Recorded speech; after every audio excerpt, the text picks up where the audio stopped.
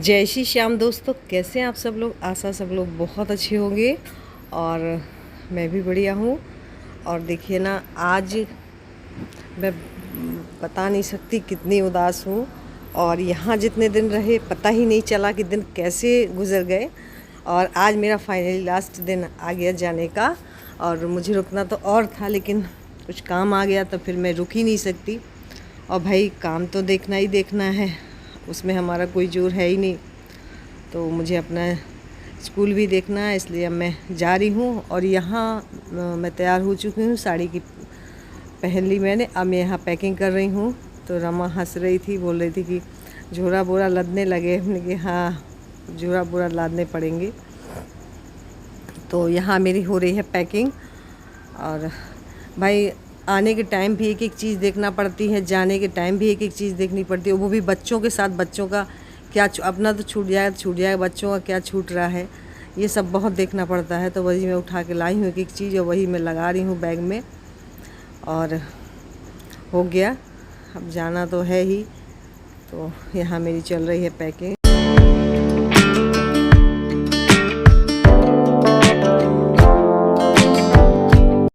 और पैकिंग करने के बाद में यहाँ मम्मी बोल रही थी कि अब रंग भी लगा ही लो, महावर। क्योंकि हमारे यहाँ मायके से जाते हैं तो महावर लगा कर ही जाते हैं, बगैर महावर लगाए नहीं जाते। तो यहाँ मैं लगा रही हूँ महावर। और जानते हैं ट्रेन तो हमारी 2:30 बजे है, रात में 2 बजे के बाद ही है।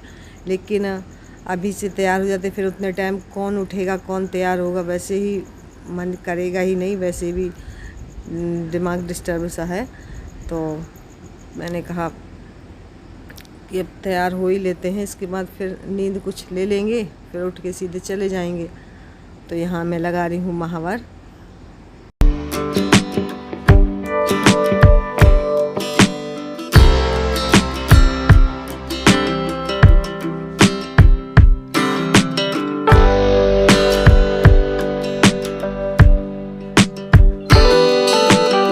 और अब हमारा फाइनली जाने का टाइम आ गया। सो के गोलू लोगों को उठा दिया, सबको उठा दिया। इन लोगों की नींद भी पूरी हो चुकी, उठा दिया। और जानते हैं ना, आने के टाइम बहुत अच्छा लगता है, लेकिन जाने के टाइम बहुत बुरा लगता है इससे अच्छा आते ही नहीं। लेकिन अब करें क्या। और मम्मी को देख के तो सच में बहुत ही दुख होता है। तो दोस्तों अभी रात के 2:30 बजे हैं, देखिए। और ये शाम से ही तैयार होना शुरू हो गई थी दीदी, और जब से सोई नहीं है।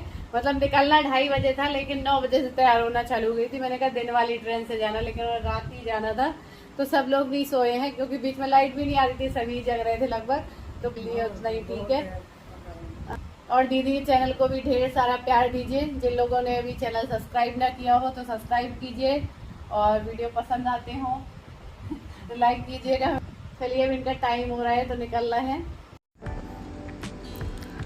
कहते हैं ना कि बेटी की जब तक शादी नहीं होती ना, तब तक ही बेटी अपनी है ना। जब वो अपने जंजाल में फंस जाती है ना, तो उसके पास खुद इतना टाइम नहीं रहता कि वो रुक सके। वो खुद अपने मुंह से बोल देती है कि अब मैं नहीं रुक पाऊँगी, क्योंकि वो अपने ही कहते हैं ना माया जाल में इतना उलझ चुकी होती है कि फिर उसे मायके में रहने का भी इतना वो नहीं मिल पाता टाइम।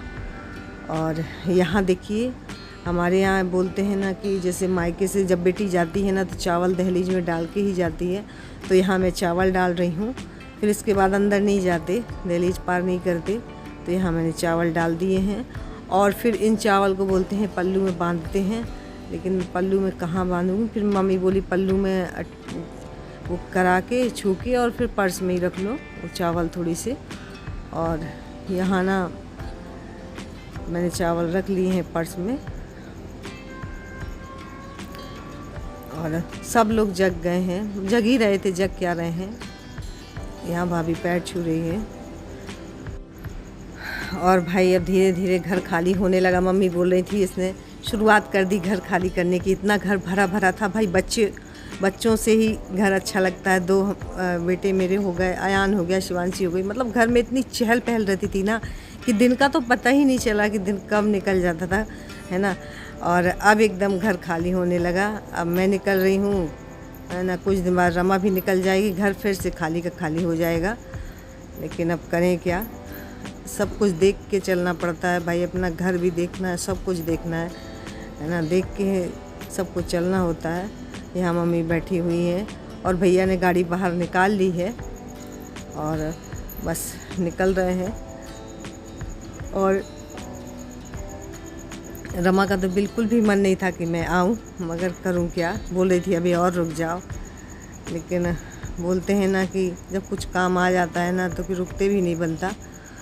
तो यहाँ पे मम्मी भी आ चुकी हैं। मैंने मम्मी को बहुत बार बोला कि मम्मी आप अंदर रहा करो, लेकिन बोलते हैं ना माँ तो माँ ही होती, नहीं मन मानता मम्मी आ जाती हैं गेट के पास। और मम्मी के सामने ना हमेशा मैं हंस के ही विदा लेती हूँ, कोई भी रमा हो या शिवानी, सब लोग हंस के ही विदा लेते हैं। मम्मी को रुलाना नहीं चाहते, क्योंकि अगर हम एक बार रोएंगे तो मम्मी दुगना रोती हैं, और मम्मी को हम लोग रुलाना नहीं चाहते। मम्मी की तबीयत बहुत ख़राब हो जाती है, और जानते हैं ना कि आंसू को अगर हम दाब लेते हैं ना तो वो और भी दुखदाई होता है।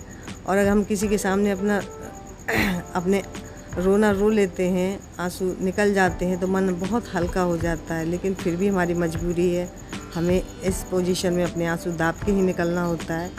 तो यहाँ मैं निकल रही हूँ और भैया ने गाड़ी स्टार्ट कर दी, दोनों बेटे बैठ गए और अब मैं बैठ रही हूँ।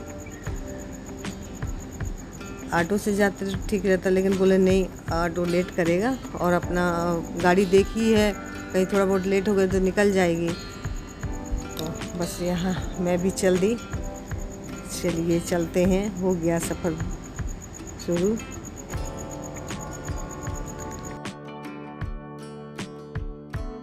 और अब हो जा रहा है 3 बजे का टाइम। यहाँ आके मैं लेट गई, और बेटा अब यहाँ सुबह हो गई है, भाई 3 बजे का टाइम था, 2 घंटे बाद सुबह हो ही गया। और यहाँ गोलू लेटे हुए दूसरी सीट में, और इसकी तबीयत से कोई डिस्टर्ब हो गई, पता नहीं कैसे, हवा लग गई क्या, तो इसकी तबीयत एकदम से डिस्टर्ब हो गई। घर से अच्छा लेके आए थे, लेकिन यहाँ पता नहीं कैसी कैसी ग्रुप। तो फ्रेंड्स हम पहुँचने वाले हैं बस ग्वालियर, बस ग्वालियर की सीमा नहीं चल रहे हैं बस।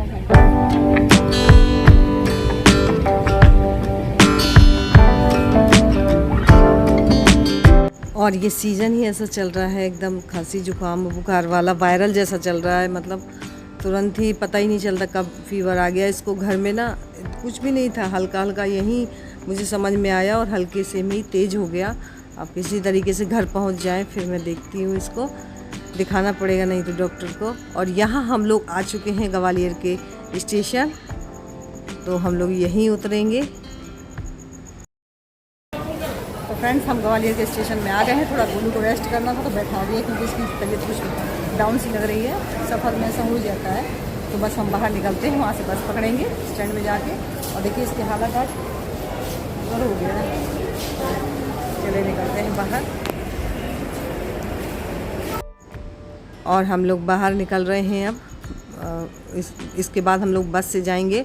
और जानते हैं ये जो जिस ट्रेन में हमको रिजर्वेशन मिला वो ना ग्वालियर तक ही आती है, वो मुरैना तक नहीं आती। जो मुरैना तक आती है उसमें नहीं मिला था, तो यहाँ से हमको बस से जाना होगा।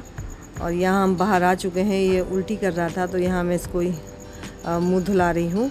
और इसके बाद हम ऑटो पकड़ेंगे, तो हम स्टैंड जाएंगे, क्योंकि हमें बस भी पकड़नी है, बस से ही जाएंगे। यहाँ से 1 घंटे का रास्ता है बस मुरैना का। तो यहाँ हम लोगों ने ऑटो ले लिया है, और तब हम स्टैंड पहुँचेंगे, स्टैंड पहुँच के ही बस लेंगे। और बस 1-1.5 घंटे में अपने घर अभी पहुँच जाएंगे हम।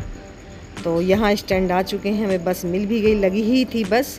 तो यहाँ बस में हम लोग बैठ चुके हैं, और बस पहुँचने वाले हैं घर।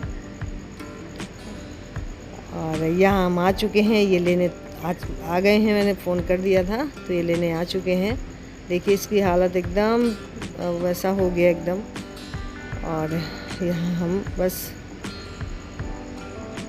आ चुके हैं अपने घर।